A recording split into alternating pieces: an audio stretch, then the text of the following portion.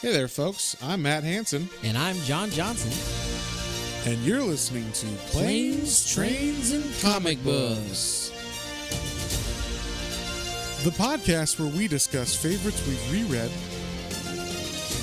both classic and new comics we want to read, and everything else in between. And here's the comic we picked this week. Hey there, folks. Just to let you guys know, we had a little issue with the scheduling of the recording of this week's podcast, so we decided to push the Andre the Giant to a different week, and we had a couple of these banked, so we decided to go with one of these saved ones we had. So enjoy the surprise episode of Wolverine Gambit, which is a wonderful 90s story starring Wolverine and Gambit. So enjoy that episode, and we promise we will get to the Andre the Giant episode in a couple weeks. So with that being said, we hope you enjoy this one. Hey there, everybody. Welcome back to another episode of Planes, Trains, and Comic Books. Today we are reading... Snick. And, hello, Shao. Hello, Shao. I was trying to figure out what it sounds like when he charges a card. I don't know. But we're reading X-Men Wolverine / Gambit by Jeff Loeb and Tim Sale, who is one of our favorite creator teams. Definitely, yeah. They're solidified on our podcast for sure. Yeah, I mean, this is the team that wrote not the Killing Joke. What am I talking about? The Long Halloween, and also a bunch of the Long Halloween books like Dark Victory and Haunted Night, which we have not read yet. So those are definitely on the list. And then what else did they write together that we read? I can't remember. There was something else that I thought we read that either that or we just really liked Long Halloween. I can't remember. No, I feel like there was another one. I'm blanking now. Well, Jeff Loeb wrote Hush, so it's maybe early. That's why too. Yeah, it is early. We always record early. So, but yeah, I'm still in the middle of my coffee, so if I have to come around to be like, oh yeah, that's who that was. That's why. Yeah, but anyway, this is like the perfect '90s X-Men book for. This is what I remember the '90s being like. In a nutshell, to me, this legitimately felt like a 2-episode story arc on if you were watching the old cartoon. Yes, and it's that '90s like art style as far as Tim Sale's. Well, yeah, it's not the '90s art style that you're thinking of. No, but it is '90s Tim Sale. Yes, the costumes, what they look like. No, this is way better than any '90s art. Let me rephrase. Tim Sale is a fantastic artist. Yes. And he does not, it's not like pockets on pockets and patches and satchels and weird muscles everywhere and whatnot. No, he does his Tim Sale thing, which I appreciate. They look good, is what we're trying to say. Yes, they look good.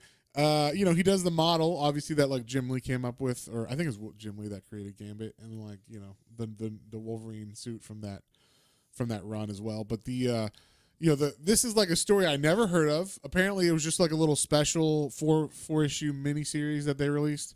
And I don't know what it's in context to or what came around this at all, but it definitely feels like it was probably around 94, 95. I think it's before Feral Wolverine. Must be just before that because they keep talking about Wolverine going, beast. Yeah, he has to hold back the savage. The savage within him. And so, there's just a lot of that, and everybody's kind of like iffy on whether Wolverine is like all there or not too. So it's kind of like a weird thing. So I don't know if this is just before I guess it's Age of Apocalypse where he like gets everything feraled out or whatever. I think that's what it is. Maybe I'm wrong. I don't know. I get my events mixed up. If only you were stronger on Marvel history as well. Oh yeah. Maybe I'll go back and read every '90s Marvel book. I will not do that. So this, like I said, miniseries, 4 issues long, and it was a hell of a fun ride. And so we'll just get started right off the top. The premise of this book is that there are. It's in London, and it takes place in the area known as Whitechapel. You might remember that as the place where Jack the Ripper killed women in the 1890s, I think, or something like that. 1880s, 90s, around there. And then nowadays, I guess in the 90s, it's happening again. Bum, bum, bum. Women are being slashed by long knives of some sort. specifically 6 long knives. And so yeah, we went through this because just like a 90s book, it has good art.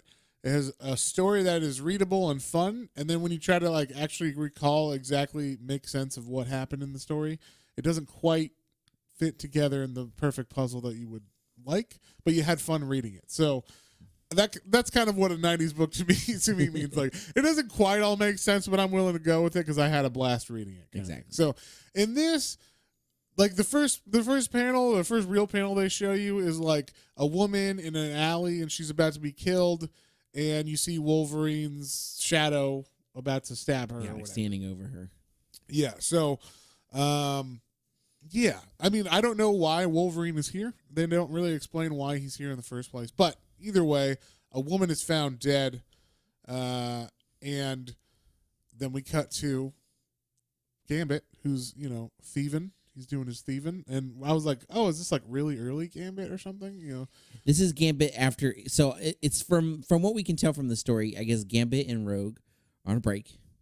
Yeah, they're either on a break or she broke up with him. Yeah, and so he's like, I guess, taking some time away from the X-Men mansion, and he's like kind of back to his old ways a little. No. This is him. Okay, so this is actually him in the mansion. Oh yeah, this he's part. doing the danger room.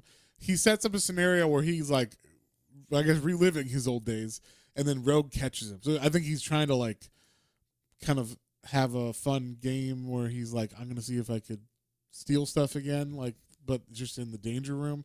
And then Rogue shows up, and then we tussle, and I feel like it's old times or whatever. And then like, and so yeah, basically he does that. He has the danger room. He breaks into a safe. Then Rogue shows up and is like, always a thief, sugar.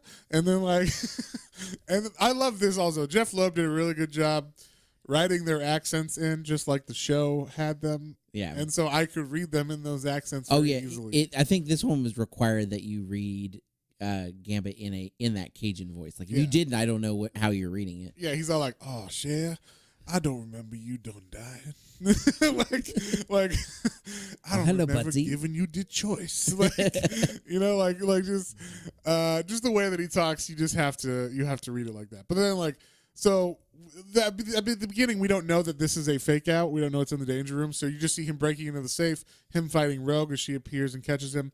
And she's like, "Oh, you're evil again or whatever." And he's like, "No, baby." And then like they fall out of a window. Then he's like, "Oh, it's time to go," or whatever. And then like she disappears as part of the hologram, as the rest of the city disappears and everything as well. Yeah. And it's find out, oh, he's in the danger room. So basically he finds out, I believe the reason why he goes to England, although I'm not sure if they actually say this at the very beginning in this scene, but he goes to England because one of his loves, one of the women he met like back in the day, died. Yeah, that's one of the people that gets murdered. Is one. I guess they kind of have like a little like a romancy kind of thing. Well, they do. It's like a cop that caught him stealing when he was really young, and she's like, "You're from France?" He's like, "No, shit, I'm Cajun." I'm Cajun. That's like a big thing in this. Every time someone stops him, like, "You're French?" And he's like, "No, I'm Cajun." Like, and I'm like, I don't think Cajuns sound that much like French people, but okay, whatever. And so he, I guess, hears that his lady friend was killed, and I don't know what their relationship was. I don't think they were like boyfriend, girlfriend, or anything. I think he was just like, "Hey, that cop that let me go that one time," and then we kind of had at least a flirty fling, flirty fling or something, she died, and so he heard about it, and it's like killer at large. He's reading the newspaper on the plane, and that's where you discover, oh, that's how that's why he's going here. I like that they don't even tell you why he's going to at first. You just like, he's on a plane. Also, he's smoking on a plane, or he wants to smoke on a plane. He's like, why is this stupid cigarette sign not turning off? We've already taken off.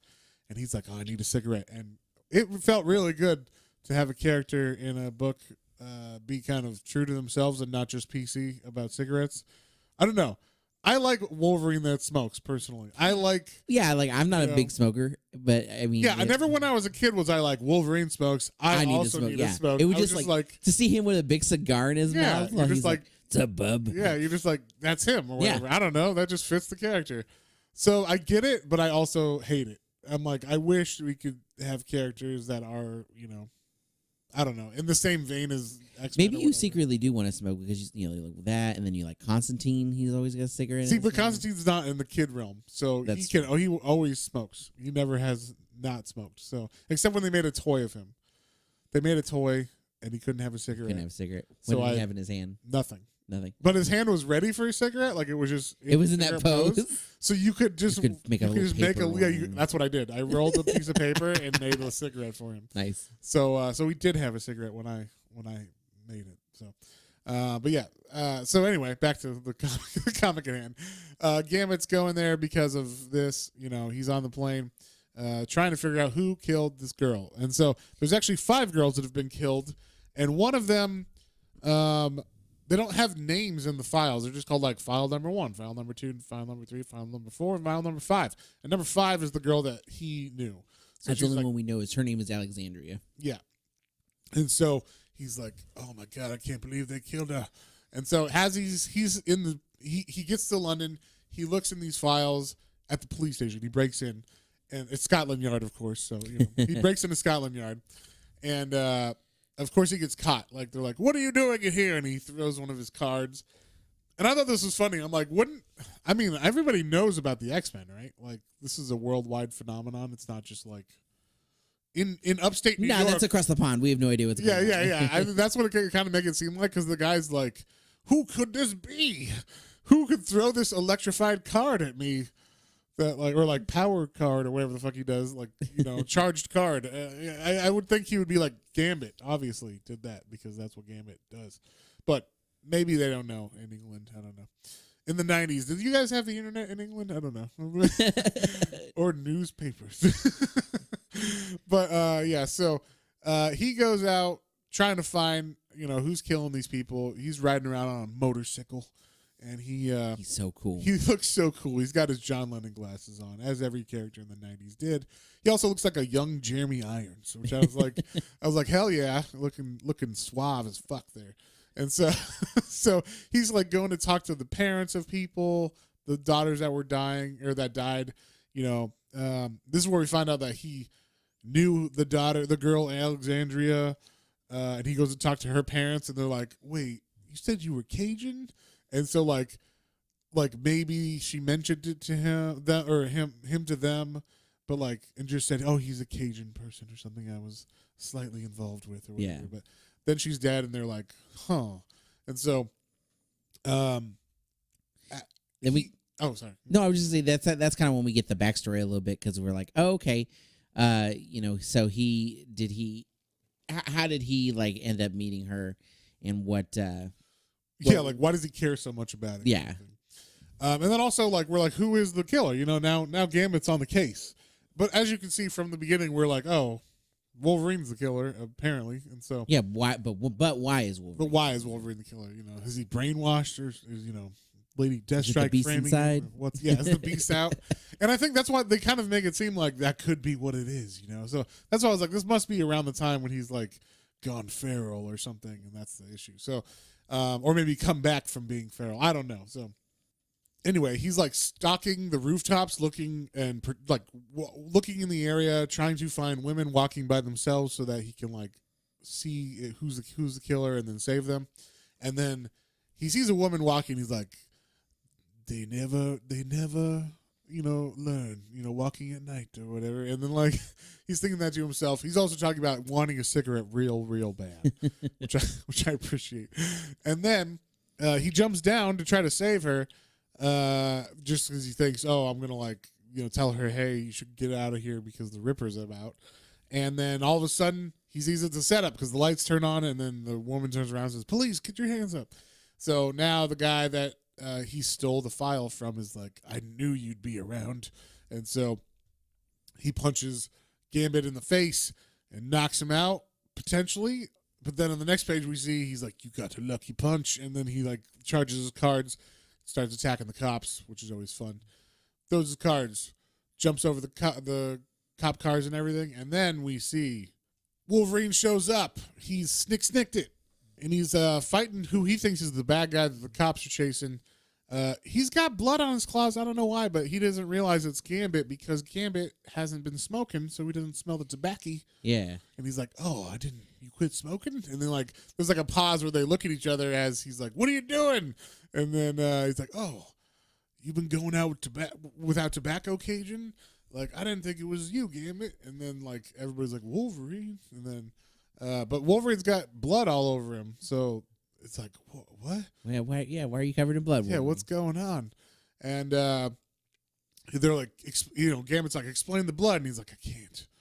I don't know what happened.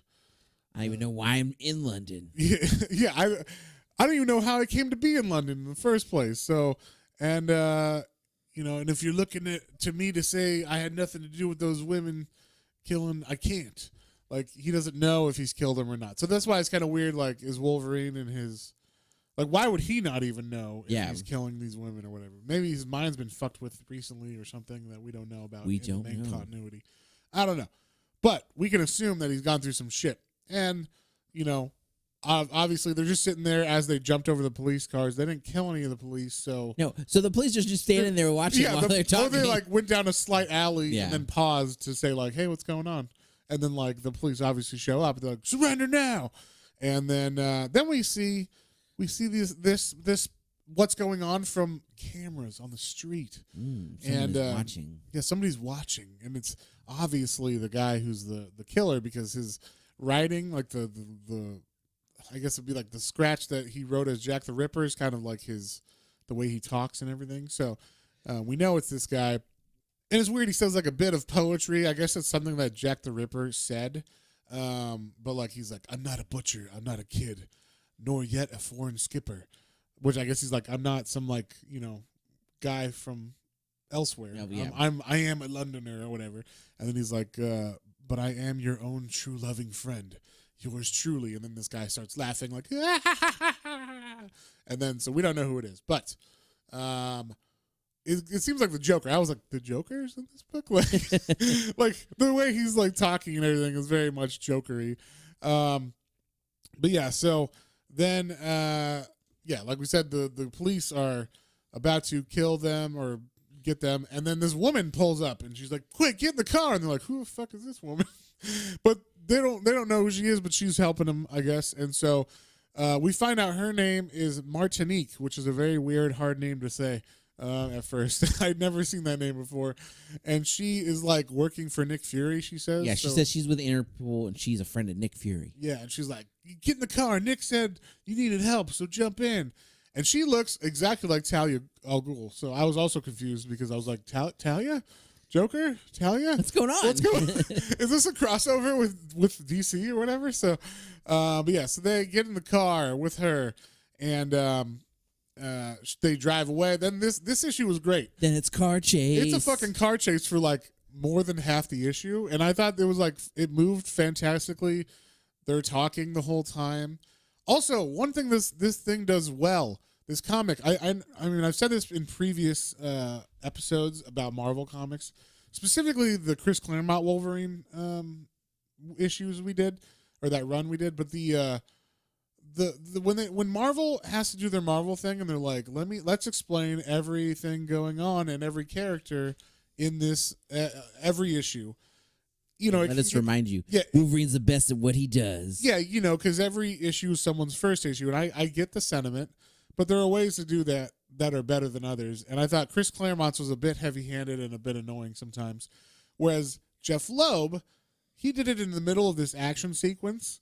He didn't do it at the beginning while, we don't even know what's happening, and now I got to read the same fucking thing, over and over and over again on the first page. No, he did it in the middle of this action sequence, this card chase, while Remy's like throwing, or Gambit is like throwing his cards and shit's blowing up and all this cool shit. He's like, Remy LeBlanc, blah, blah, blah, blah. Remy LeBlanc. Remy LeBlanc was born with a mutant ability to kinetically charge matter and release it on impact. So you just get like, oh, his little thing, and he's like his trademark playing cards become a devastating weapon, and so like they just set it up nicely in the middle of this car chase, so it didn't seem like annoying or out of place. I'm like, that's how you do it. Not now. I get Chris Claremont is obviously like fantastic writer. We've read a lot of his stuff that I've liked, like Days of Future Past and what was the other one? The God, was it? God Loves Man Kills. Yeah, And, yeah, that was and a that great was story. fantastic. So I'm not hitting on him necessarily, but he's got that old school writer where they were literally just like, just throw it on the first page, like, and then we'll get to the rest of the story or whatever. So that's kind of what it felt like in that. In this, they did a really good job. I thought Jeff Loeb knocked it out of the park on how you do kind of that Marvel method thing where every comic's someone's first comic. So, but yeah. So anyway, this, like I said, this police chase goes on for more than half the comic until finally she, Martinique, steps on the gas and jumps off of a bridge with this car, and it falls in the water. And then the cops are like, nobody can survive that. And I'm like, but they're X-Men. He's got a healing factor. Yeah. Wolverine can't drown, I don't think, like he would just continue to die. Like just keep being on the brink of death, as his body drowns. He like over suffocates and then wakes up and he suffocates again. That's kind of what I imagine what would happen. So, but yeah, basically they're like, let's wait and make sure the bodies don't come up and then we'll walk away. Then apparently, I don't know why, there is a cavern, a sewer under the water. There's like under like the areas under. I mean, you've seen that under London where they have like John. What? Those areas aren't under the water in the Thames or whatever. Not under the water. It's supposed to be like maybe it's to the side. But they went into the. Oh, so you're saying that they crashed in the water and then swam, and then they came up into the little alcove area. Yeah.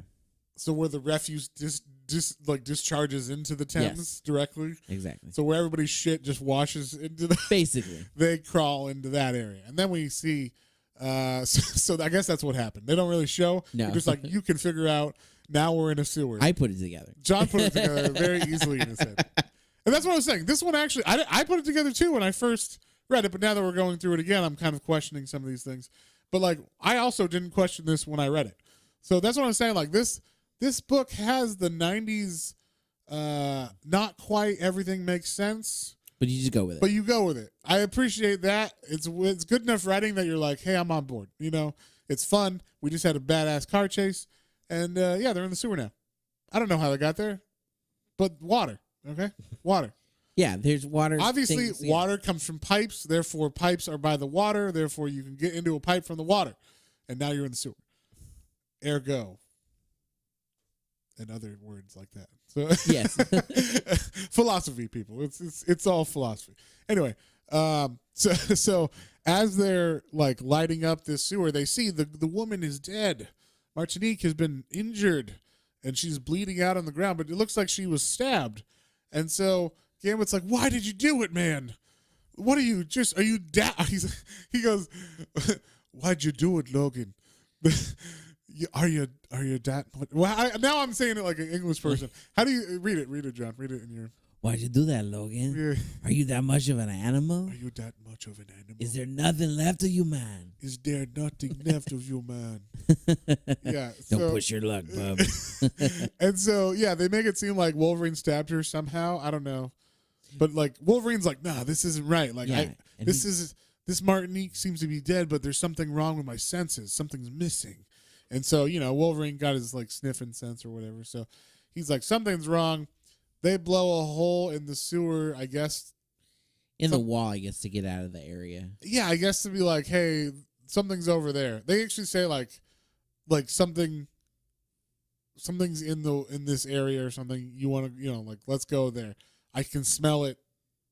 So they break through that area, and they actually go into the sewer proper.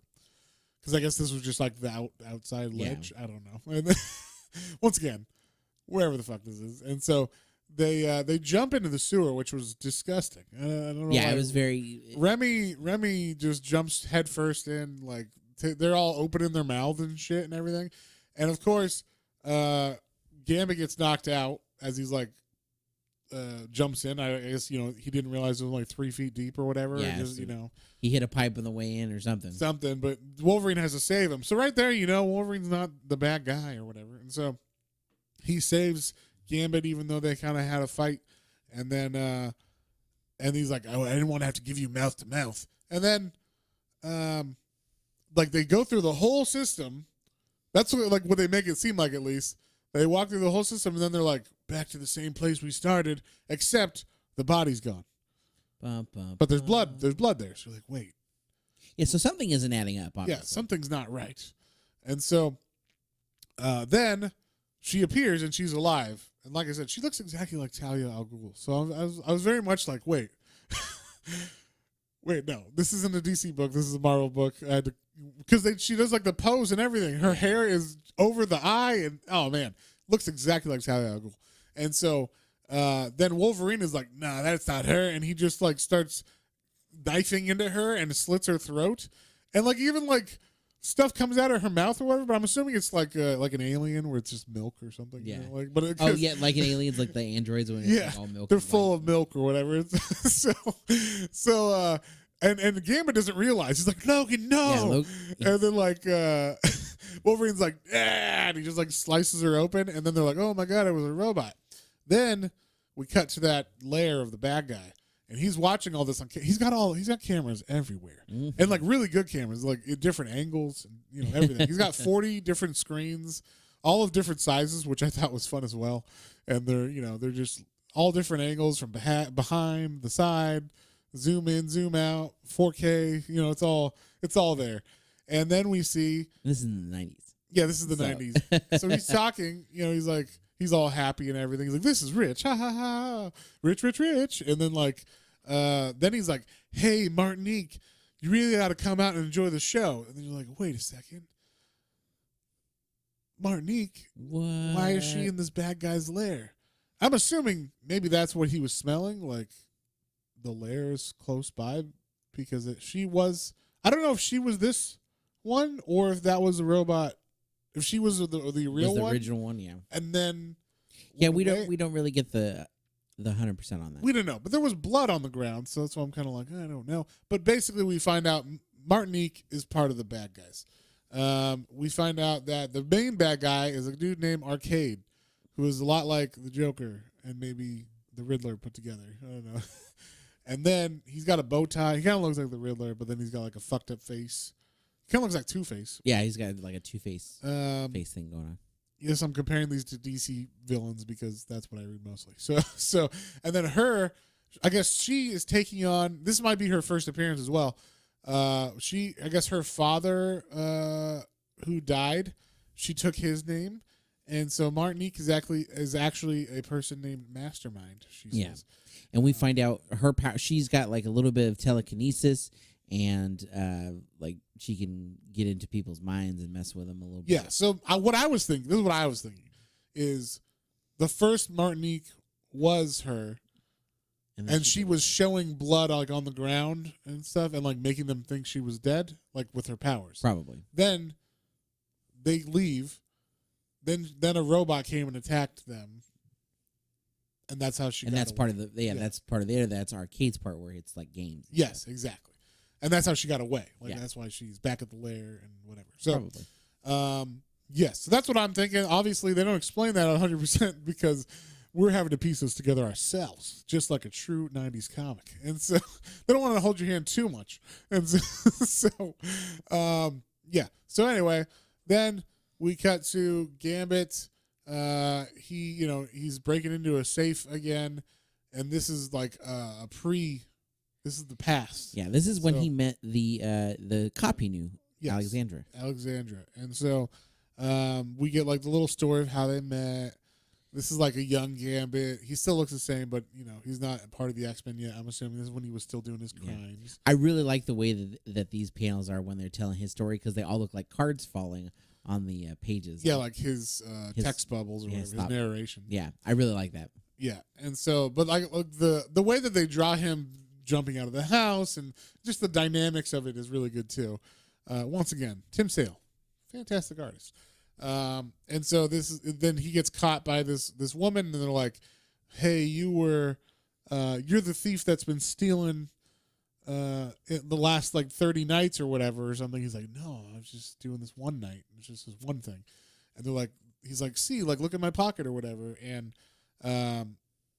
she like locks him up or whatever, but then he is able to escape because she actually like she believes him, and he's like, "What's your name?" And she's like, kind of charmed by his Cajunness. Oh, are you French?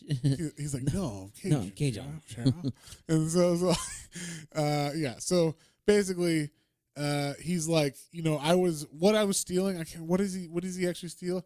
He's like, something that was already stolen. Like that's what it was. He says stole. it's a painting that was acquired by this guy that was actually stolen from a family from the Nazis, and so it's like a Nazi painting, or it's a stolen painting from the Nazis that ended up in this dude's collection that he's gonna steal and bring back to the original family or something. So he's like, I swear, I'm a good guy. I'm stealing a painting from Nazi people for the good people or whatever. And so she's like, all right, you still broke the law, but like I might go easy. For some reason, yeah, I trust you. And so that's like she handcuffs him, and he's like, hold on a second. She walks away, and then like then she comes back, and the handcuffs are empty because he's Gambit or whatever. He probably could have just charged him and like tapped him on the wall, and they would explode. Yeah. But anyway, so then she's like kind of waiting for him. He says like, basically he can help her find the person who he's like, has if you let me go, I'll help you find the people. Believe me, I will call you later on or whatever. I'll get in touch with you. And so she's just waiting by the phone, like, come on, I believe you. You can't let me down. Like, how'd you get out of the handcuffs anyway, kind of thing. And so then we see like her boss is the same cop from the future where that was trying to capture him and Wolverine and stuff. So then we see him, and I don't know how he does this. He sneaks into the office even though the captain is looking at her desk as well as her. But he slips in and is able to drop a card with his phone number or whatever. Or he says, meet at this pier at this time. And so they're meeting there, and the chief is like, I can't believe you talked me into this. Like, why would we trust this guy? He's obviously the thief. I can't believe you fell for it, you rookie. Now I'm going to get in trouble, and I'm not going to get my promotion. You're not going to get your promotion. Because she's like, I guess just a regular policewoman now, or police person, whatever they call it, officer. There you go, police officer. And then she's supposed to become an inspector if they can catch this guy or whatever. And he's supposed to become whatever, like chief, basically. Chief, yeah, I don't know. And so they're like, he's freaking out because they're not there. Then we see this young woman running, and I'm not sure if this is supposed to be. They say her name is Yukio. I don't know if this is the same Yukio as Wolverine. I don't know. Like, I mean, that's one of the only confusing things. I'm like, why would you name two Japanese people in a comic? Because later on, Wolverine has a flash because she's like corrupting his mind, and he's talking about like being in Japan with Yukio, and I'm like, she doesn't look the same though, so that's only. Oh no, is it Mariko that he's with over in that one, or is it a different? Oh, it is Mariko. You're okay, right. So that's why I got confused. But Yukio is in a Wolverine comic. Oh right? yeah. Okay, because that's why I was confused. She's also in the old Wolverine comic. There's Mariko and Yukio. They're both in that comic. They're in the Wolverine. In the Wolverine miniseries from Chris Claremont and Frank Miller. And so that's why I was getting confused. I'm like, is this supposed to be that Yukio? But I don't know if it is. I don't think it is necessarily. There's no reason why it should be. So I don't think she was a thief or anything. So, but anyway, as she's running, I guess Gambit knew she was going to be on the docks, and she's like going to get out of here. She's going to meet a boat or something. And she's running with a bag full of loot, of course. I was like, why is she having that's where you got to put your stuff. You hold it in a brown sack. Yeah, a brown sack in front of you while you're running full blast, not paying attention to the front, what's in front of you. And then so a card flies out of nowhere, hits her leg. And, of course, it's like London, so it's all foggy, right? So she doesn't see the cops at the end of the pier. And then she trips. The jewels and everything that she's stolen over the last, 30 days falls out of the sack into the police officers' feet, or, at their feet. And then, it all wraps up. They're like, oh, my God, he was right. He was just stealing that painting because he's a nice guy. This is the actual thief. So they kidnap, or they arrest her. And then we see Gambit is waiting on a rooftop the following night. And I guess he told her to, meet him there. And she's like, I'm glad we got her or whatever. And thanks for the help, basically. And he's like, no problem, detective. And then, she's like, I'm definitely going to make detective now because of this. And thank you so much. And and my boss might even make Inspector or whatever. And so basically, then they have a passionate kiss on the roof. Oh, it's fine. This is one of my favorite parts because she's like, all right, that's good. And while there's some sexual tension with us, believe me, Buster, you're still a thief. I'm still a cop. There's nothing here. And he's like, oh, yeah? Well, allow me to steal one last thing before I go. And then they kiss, and then it's like, oh. Yeah. Like, nobody can escape Gambit's charm. Mm. That Cajun charm. you need it, And so, but then the interesting thing is we thought this was like a memory just showing or something just showing us what happened. But I think this is actually in his head and she's fucking with his head because then she dissolves into a skeleton in his hands and then she dissolves like into dust. Kind of like Last Crusade, Indiana Jones' Last Crusade. That's right. The third last Indiana Jones movie. What do you mean? The third and the last, best Indiana Jones, but not the. It's not the best Indiana Jones, but it is the third Indiana Jones, which is the last one that they've made. So. No, the fourth. There's Indiana Jones. No, there's no fourth. Name of the Crystal Skull. It's being made right now, John. There's a fifth one. Being no, that's made the right fourth now. one. John, we've already gone over this. There is not a fourth Indiana Jones yet. Sure. Anyway. Shia LaBeouf and the Rough. No, I don't know who that is. I don't know what you're talking about. Monkeys leaving from trees. No, there's no such thing. I don't know where you created this in your head, but it is fake. There was no fourth Indiana Jones movie. Anyway, so yeah. Anyway, she dissolved in his hands, and then he's like Wolverine because he sees like the shadow of Wolverine, and then he's like Logan, I'm coming for you. When this is over, only one of us will be coming out alive. And so then we see there's like. We cut back to the what's it called the lair of the bad guys or whatever, and they're like laughing and ha ha ha ha and blah blah. Then it seems like Wolverine, we get like a flash of what he's thinking in his head. Yeah. Well, no, that was the thing. Is like he's like, oh man, you're amazing mastermind. Like I can't believe you could do any of this stuff. And she's like, oh please, you flatter me. Like. So is he showing him the illusion of that? I think she's showing him the illusions as they're happening, I guess, in their heads or whatnot. Oh, okay. So she can show two people the same thing? I guess. She said she can mix like memories and then like with like she can create like a narrative within that too. Okay. There you go. So she can like read minds to know the history of a character. Yeah. So okay. So she did that to Gambit, and then now she's going to do it to Wolverine. We see Wolverine. He's in Japan, and he's like, "What?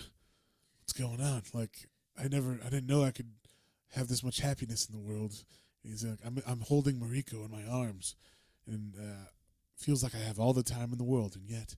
And then like it shows them, and they're in bed. They just made love. He's like, "I'm finally happy," and then he's like, something ain't right. Something's in the air. And he like smell something. Yeah, so he gets up and she's like, Logan, please don't go. And he's like, Mariko-san. I mean, yeah, they even have like the translation. It shows it in like the brackets and whatever, it's like translated from Japanese. Yeah, like both they're like so yeah, they no shit, we get it. Yeah, and she's like Logan-san, and he's like, it's okay, Mariko-san. Yeah. And so he goes out because he thinks there's someone that's gonna hurt them. He knows someone. And then all of a sudden, an energized staff flies out of nowhere, and he's like, "Ugh, Gambit, you son of a bitch!" And then this is where Gambit's like, "The blood, that's what this is all about, Logan. The blood, all of the women you killed back in London, them ghosts will haunt both of us forever." Like like he's just, I don't know, he's being some crazy, weird, like version of Gambit or whatever.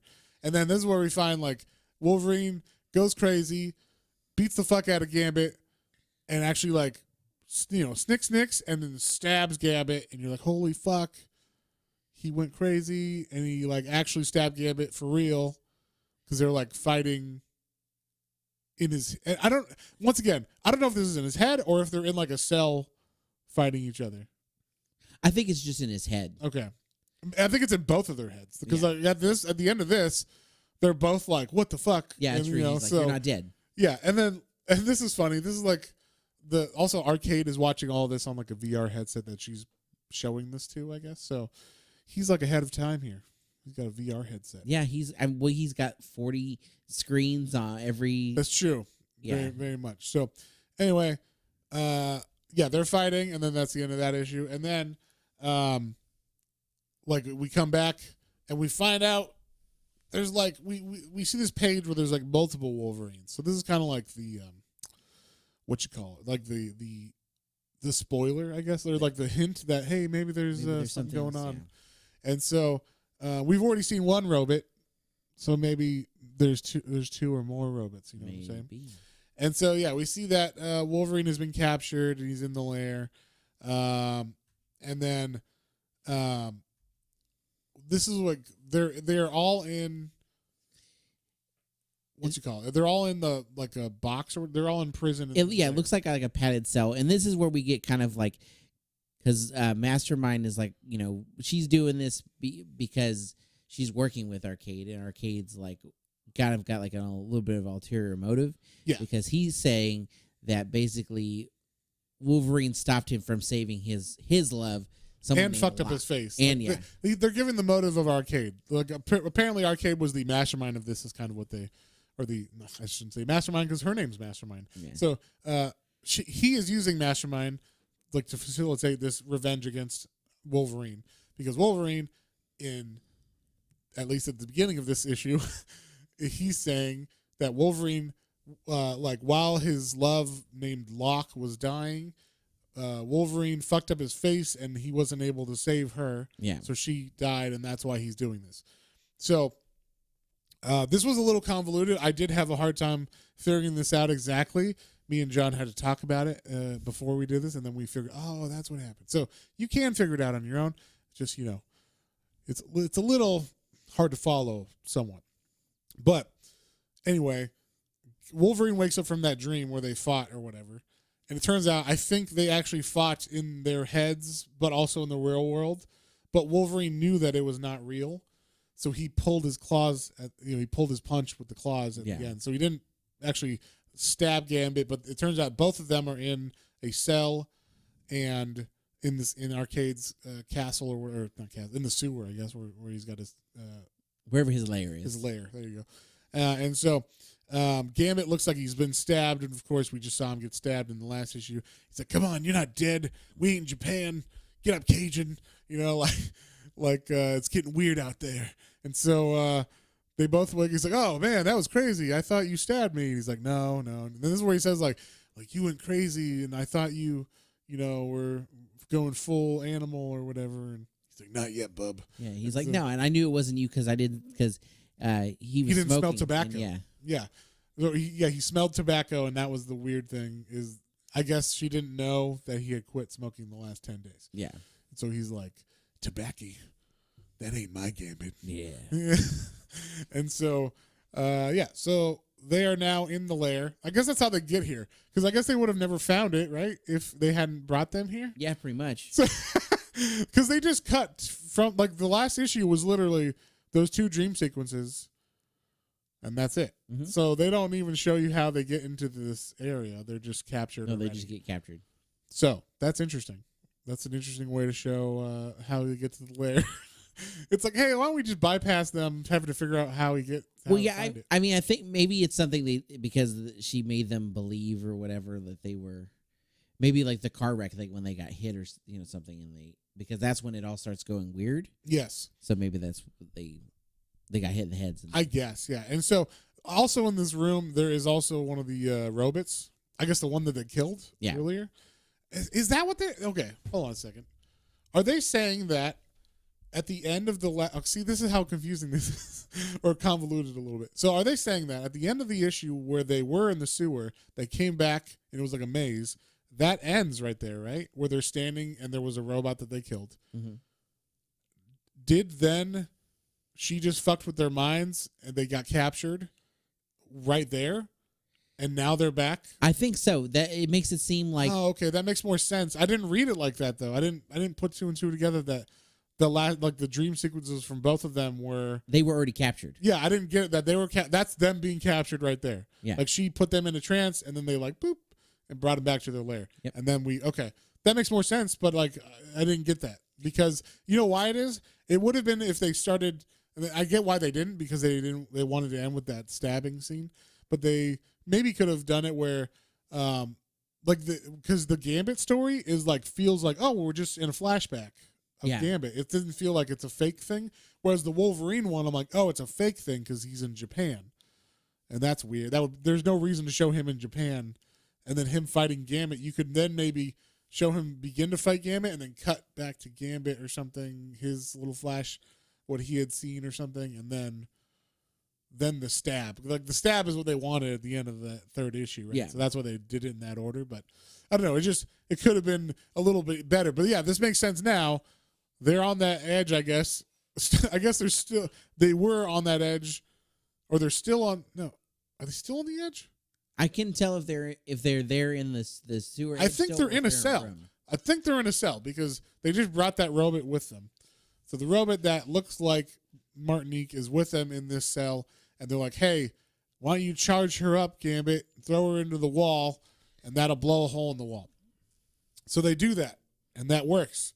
And then now they're in the lair, and of course they And Wolverine's got Martinique's real scent now. Like everything seems to be coming together. Yes, and then as they're running through the halls, all of a sudden, Wolverines come out to attack them, and they're robot Wolverines. And Wolverine, the real one, dispatches of them quite quickly.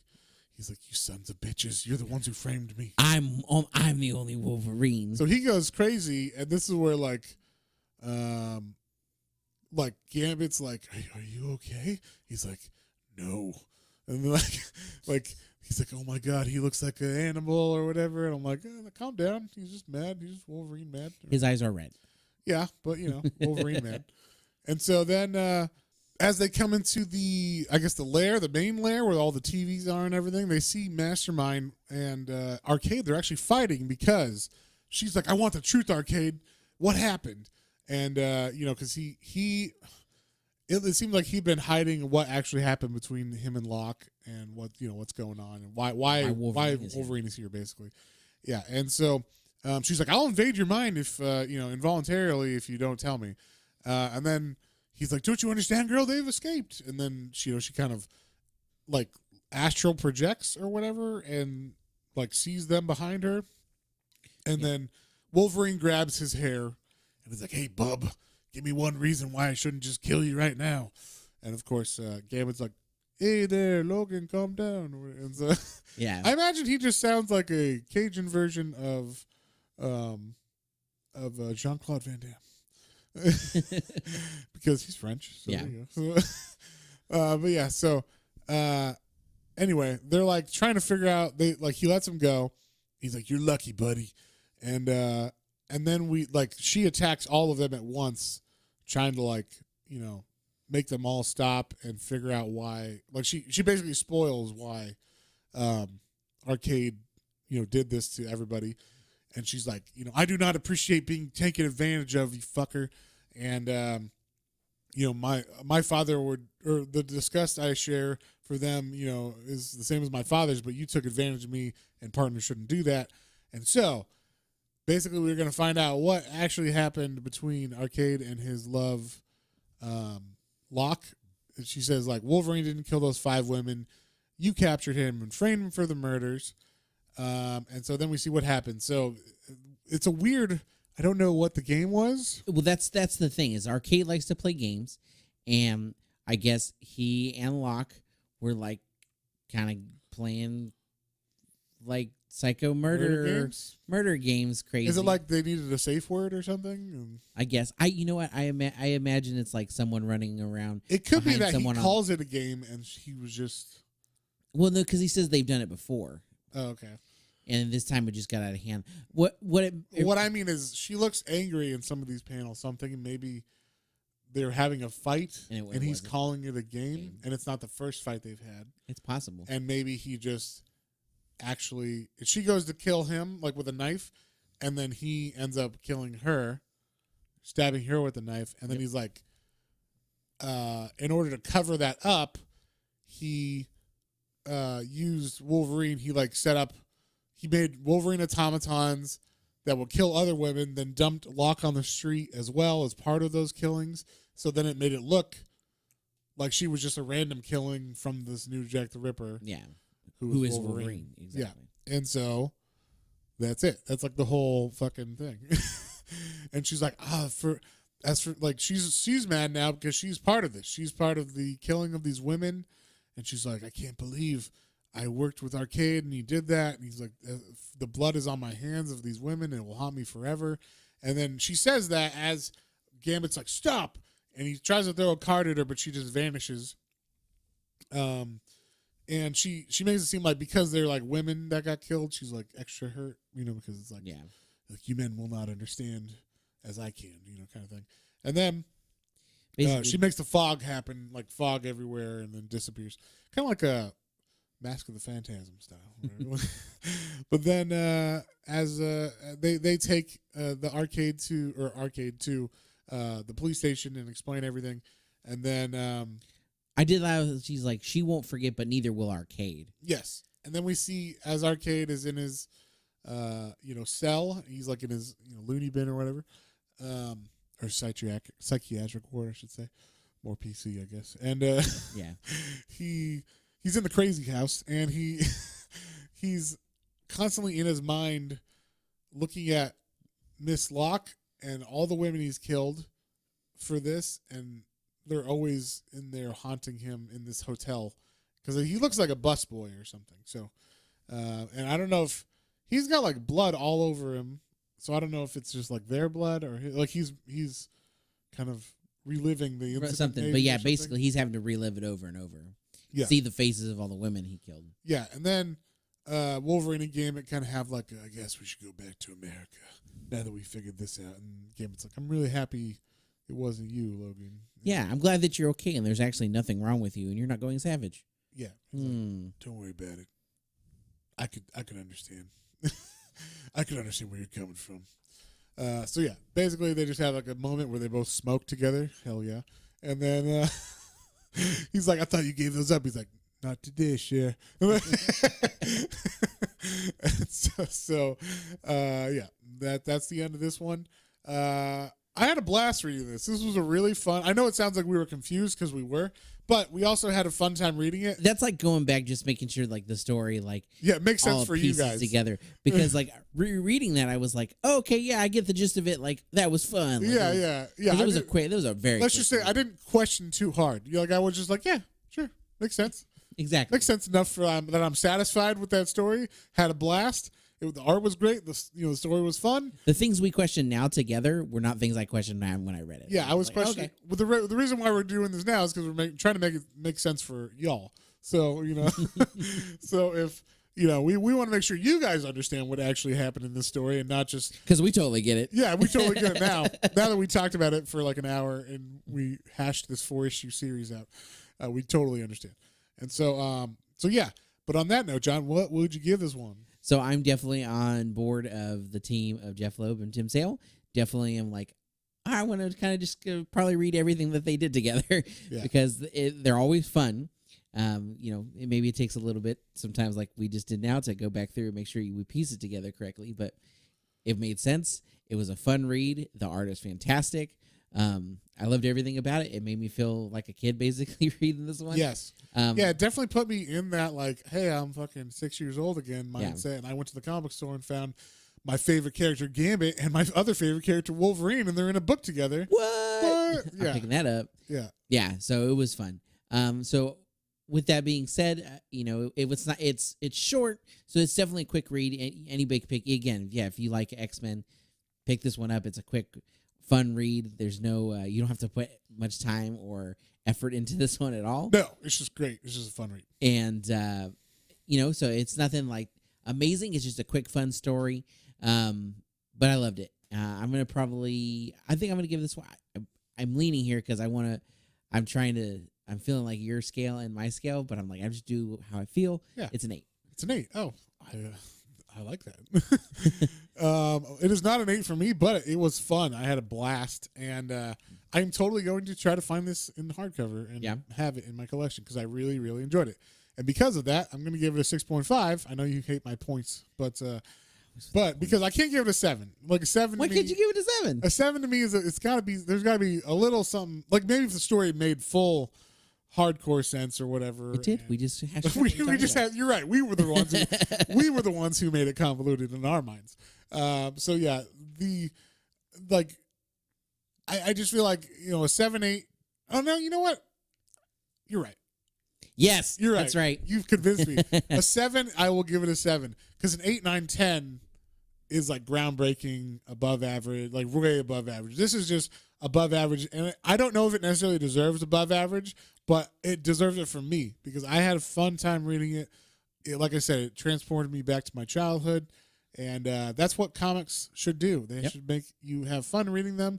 They shouldn't you should be able to read them at any time and have a blast. Whether you're 30, 40, 50, or 10, or 6. Or that's one thing I'll say. I don't want to get too politically and stuff, but like I know a lot of the comics now, like there's still a lot of good comics that are coming out, but a lot of comics now are getting a little more PC and a little more, like, not that comics they've always had social issues in them. They've always touched on things that are going on, but they still break away. They still make you kind of like, maybe, sometimes you just need to have a good story. Yeah, and just a fun time. Like maybe you question those things, but comics in general, like movie, any art form is supposed to like kind of take you out of maybe reality a little bit. Example, you got the hard traveling heroes from Green Lantern, Green Arrow, right? That's a pretty political series that everybody points to. Yeah, it's 25 issues long. It's part of the Green Lantern run where not every issue, and then also not every issue in that is political, but they have adventures, and then sometimes there's an issue where they're like, and this is a very special issue of Green Lantern, Green Arrow, and we're going to talk about racism or whatever. Yeah. So, and if you read those at the time, they were trying to be super socially conscious, and if you read those now, they seem kind of racist. So some parts of it are a little racist now. So it depends. They're well-meaning, obviously. So, but some of the stuff that they're trying to do now, I get. You obviously you want to have representation. You want to have good things like that. You want to make sure, you're covering things that are in the real world, especially if you're like Marvel and you're set in the real world. But at the same time, we also just want to have good, fun stories, and we want to make sure that that's kind of like the priority. The priority should be, hey, we're going to have a good story, and then, hey, what if this is also wrapped into it, that's a real life thing going on kind of thing. Yeah, I think the only thing, that's what I'm pulling from this, is that this one was like one of those ones is like, I felt like reading, even though it was a quick read, I felt completely taken away from everything I was doing, everything else I was thinking in my life. And you didn't have to need to know anything going on. Yeah. It was just, like, obviously there's stuff going on in the background because we're like, oh, is this Pharaoh Wolverine? What's going on? Yeah. But none of it really mattered. It doesn't matter. You could read this and still be like, oh man, okay. Like, everybody knows Jack Ripper, so you that kind of obviously feeds. And even if you didn't, you're like, okay, they explain it. He's a murderer from the 1800s. Yeah. Okay, and now there's a new one happening, and then they explain who Gambit is. They don't explain Wolverine because everybody knows who Wolverine is because he's badass. So he's been around for 30 years. Gambit's only probably been around for 3 years at this point. So they're like that's why they give you the Gambit intro or whatever. So there's nothing that really needs any kind of history or background to set this up, and they give you everything you need in it. It's nice, short, concise, and it was just a blast. I had a fun time reading it, which is, like I said, why I'm giving it a 7, which is maybe higher than some people would think it should get. But I mean, it's Tim Sale art. You can't beat that. That's like, to me, anytime he touches pen to page, it's automatically a 9 or a 10. So if you're going with that, the writing lowers it to maybe a 7 or whatever, or because it was fun. So like if it wasn't fun, maybe that'd be different. But like we said, I mean, Jeff Loeb doesn't always hit it out of the park. We didn't like Hush that much because the writing was didn't make any sense, but it was a longer story. Yeah. That story is like 9 or 10 issues long. So I'm willing to take kind of a bit of a messy story, but that's fun if it's 4 issues or something. But, Hush was a bit longer. So, yeah, I mean, I think this is a really fun one to pick up. I assume it's just called X-Men Gambit Wolverine. I don't know. This one it kept saying Wolverine Victims. It said Victims was like the subtitle or something. Subtitle. So I don't know if that was what it was originally called, and that there might be a trade or a hardcover under that or something. But I'd have to look it up. But we on Comixology, it's under X-Men Wolverine. No, it says X-Men on the top, but it's under Wolverine /Gambit. So if you want to read that, that's how you can read that on Comixology. And next time we're going to be reading the first volume of the manga One Punch Man. So that should be pretty fun. I've heard it's really funny and interesting. So check that one out either beforehand or we will just spoil it for you. Either one. And we'll see you guys on the next one.